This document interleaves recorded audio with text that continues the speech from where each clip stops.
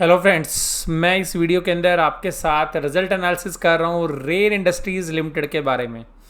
एक बहुत ही बेहतरीन कंपनी, बहुत ही बेहतरीन बिजनेस, डाइवर्सिफाइड बिजनेस, ना केवल प्रोडक्ट की वजह से बल्कि वर्ल्ड वाइड जिस तरीके से ऑपरेशन है उस तरीके से भी आप देखेंगे तो काफ़ी अच्छे से ये अपने बिजनेस को भी एक्सपेंड कर रहे हैं और डाइवर्सिफाइड भी रखे हुए हैं।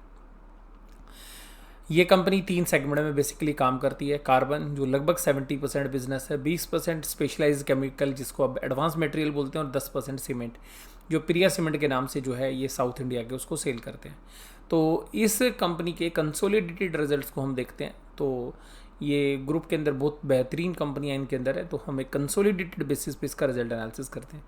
आप में से बहुत सारे लोगों को रिजल्ट एनालिसिस से पहले ये सुनना होता है कि सर रिज़ल्ट कैसे हैं, क्योंकि आप लोगों को मज़ा आता है इसी में कि ये बता दिया जाए कि रिज़ल्ट कैसे हैं। तो चलिए मैं आपको निराश नहीं करता हूँ, मैं आपको सबसे पहले यही बताता हूँ कि रिज़ल्ट कैसे हैं। देखिएगा, result quarter on quarter basis पे देखेंगे पिछले साल के सेम मार्च से, क्योंकि सीजनल बिजनेस है तो आपको वही देखना चाहिए। वहाँ से आप देखोगे तो रिज़ल्ट आपको बेहतर लगेंगे, अच्छे लगेंगे। और अगर ये कहूँ कि पिछले क्वार्टर से कंपेयर करिए तो थोड़े से आपको ख़राब लगेंगे। तो क्योंकि ये बिज़नेस सीजनल है, क्योंकि जो प्रोडक्ट्स हैं, सर्विसेज हैं, उनकी जो डिमांड है वो सेम पीरियड के अंदर सेम रहती है, तो हम इसको क्वार्टर क्वार्टर ना देख के ईयर ऑन ईयर देखेंगे।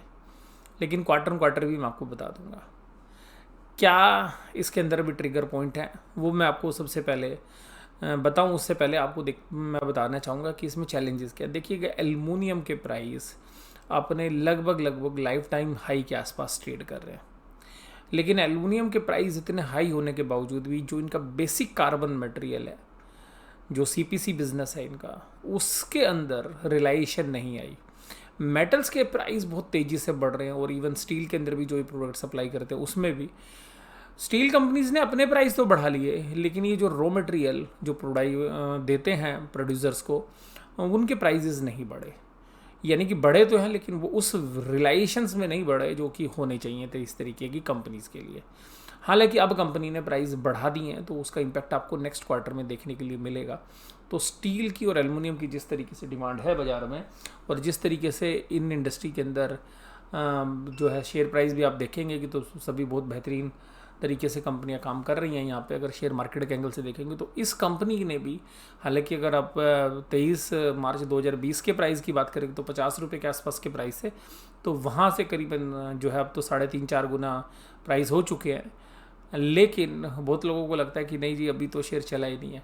तो जब पिछले साल रिजल्ट आ रहे थे तब भी ये 100 रुपये 90 रुपये के आसपास ही ट्रेड करता था, तो वहाँ से भी देखेंगे तो आप डबल हो गए हैं। अगर मैं 23 मार्च को भी भूल जाऊँ या मैं पिछले साल जनवरी या फरवरी के रेट भी लगाऊँ तो 90 और 100 रुपये के आसपास ट्रेड करता था, तो वहाँ से भी जो है अभी शेयर प्राइस डबल है।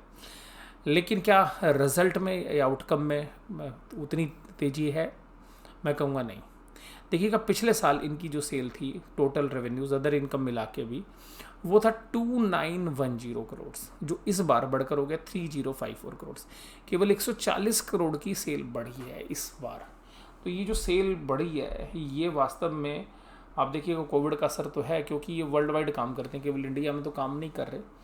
तो इस वजह से आप ये मानिएगा कि ये ठीक है, क्योंकि जिस तरीके की सप्लाई चेन डिस्टर्बेंस है उसके बाद। और ये है 1068 की जो मटेरियल के खर्चे थे, इनके रॉ मटेरियल की कीमत बढ़ गई लेकिन फिनिश्ड गुड्स के प्राइस नहीं बढ़े। परचेज ऑफ स्टॉक इस बार इन्होंने थोड़ा कम किया है। उसके बाद एम्प्लॉय बेनिफिट एक्सपेंसेस पिछले साल से करीबन 7% बढ़ गए हैं। फाइनेंस कॉस्ट लगभग बराबर है। डेप्रीशिएशन अमोर्टाइजेशन थोड़ा सा बढ़ गया है, करीबन 100 करोड़ से थोड़ा सा ज़्यादा, करीबन 180 करोड़ के आसपास जो है बढ़ गया है। उसके अलावा अदर एक्सपेंसेस की जो फिगर है वो 644 करोड़ से 748 करोड़ हो गई। तो काफ़ी तेज़ी से जो है खर्चे भी बढ़े हैं। लेकिन वहीं पर जो है purchase of stock in trade वो कम हुआ है। तो अगर आप देखेंगे तो खर्चे मोरलेस वहीं पर हैं, जहाँ पर 2749 करोड़ थे वो इस बार 2736 है। तो आप देखेंगे करीबन 15 करोड़ के आसपास घटे। तो पिछली बार क्योंकि उस सेल के सामने जो यहाँ परचेज वाली जो ट्रेड वाली कॉस्ट है वो कम हुई और जो मटेरियल की कीमत बढ़ी है, लेकिन उसके सामने स्टॉक बहुत है इनके पास, अब इन्वेंट्री बढ़ गई है। तो ये स्टॉक आप ये समझिएगा कि ठीक है कि उतना प्राइस नहीं बढ़ा है। क्योंकि क्रूड ऑयल के प्राइस नीचे की तरफ ही हैं अभी भी, और क्रूड ऑयल की जो डेरिवेटिव्स हैं उन्हीं को ये यूज़ करते हैं। तो 2749, हालांकि सीमेंट में दूसरे प्रोडक्ट्स हैं, तो 2749 और 2736 ये थे इनके खर्चे। और यहाँ पे देखिएगा 161 करोड़ का प्रॉफिट था, अब 314 करोड़ का है।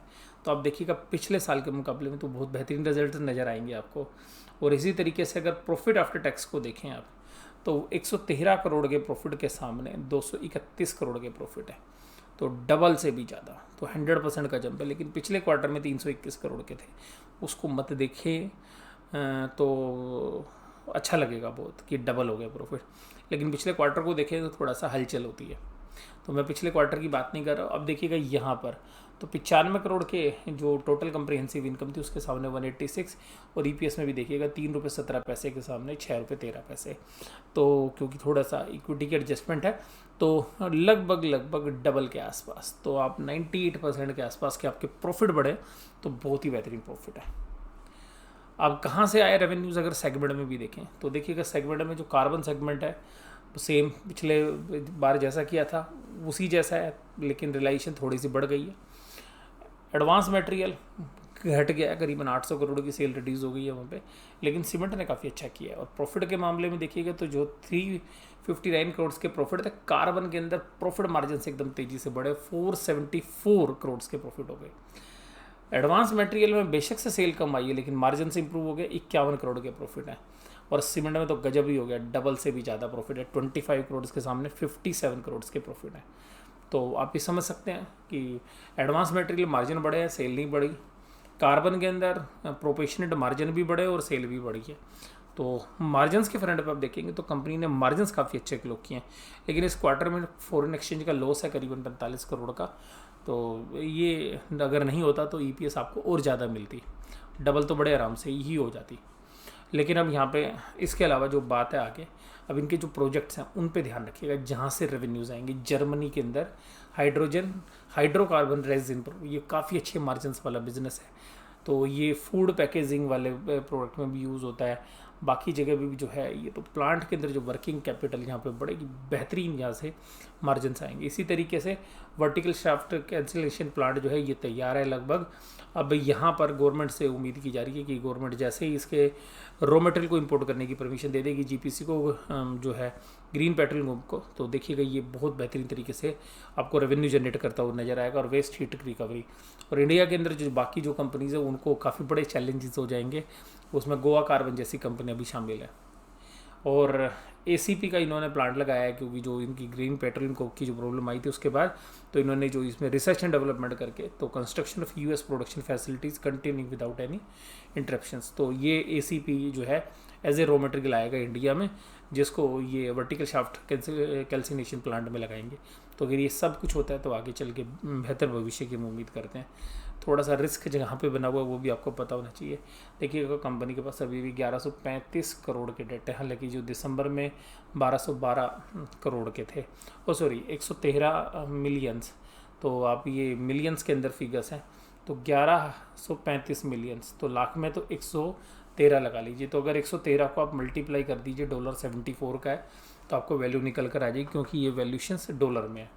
तो देखिएगा 113 इंटू 74, तो ये जो वैल्यू बनती है करीबन 8,400 करोड़ के आसपास बनती है। तो 8,400 करोड़ के जो डेट है बैलेंस शीट में, वही बस एक इशू है। जिस दिन ये डेट कम हो जाएंगे उस दिन शेयर का प्राइस आपको ऊपर जाता हुआ नजर आएगा। फिर तो देखिएगा डबल होने में भी टाइम नहीं लेगा। तो अब डेट रिड्यूस होने में थोड़ा टाइम लगेगा। और जो मैंने अभी आपको पीछे प्लांट दिखाए हैं, जब देखिएगा इनसे रेवेन्यू आएंगे, अगर ये 2 साल 2.5 साल सही चल गए तो ये सारा लोन रीपे कर देंगे। तो इसको लोन की वजह से जो है शेयर्स को ऊपर की वैल्यूएशंस नहीं मिलती है। तो जैसे ही शेयर के प्राइस आपको बढ़ने के लिए तैयार होते हैं, तो वहाँ पर देखिएगा ये जो डेट है ये एक प्रॉब्लम क्रिएट कर देता है। तो यहाँ पर मैं आज आपकी चर्चा यहीं पे समाप्त करता हूँ। तो रिजल्ट देखिएगा क्वार्टर बेसिस पे बहुत ही बेहतरीन है, लेकिन ईयर ऑन ईयर बेसिस पे बहुत ही बेहतरीन है। अगर पिछले क्वार्टर से अगर कंपेयर करें तो रिजल्ट थोड़े से वीक नज़र आएंगे, बट हम उसको क्वार्टर बेसिस कंपेयर कर भी नहीं सकते, क्योंकि जो एक सीज़न के अंदर जिस तरीके की प्रोडक्ट की डिमांड होती है उसी तरीके से हम इसको मेजर करना चाहिए। आपको ये रिजल्ट एनालिसिस कैसा लगा ज़रूर से ज़रूर मुझे बताइएगा। मैं ये रिजल्ट एनालिसिस अभी यहीं पर समाप्त कर रहा हूँ। Thank you very much.